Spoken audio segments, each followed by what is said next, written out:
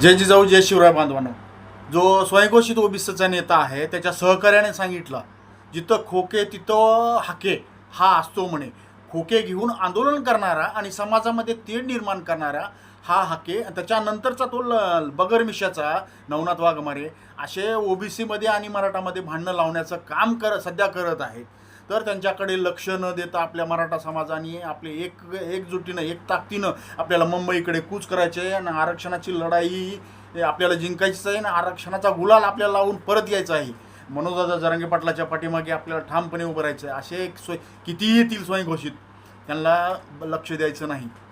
Main महत्त्वाचं आपलं target आहे एक मिशन मराठा आरक्षण. 29 ऑगस्ट चलो मुंबई चलो मुंबई. मनोजदादा जरांगे पाटलाच्या नेतृत्वाखाली आपल्याला 29 ऑगस्टला मुंबईला यावंच लागते, म्हणजे यावंच लागते.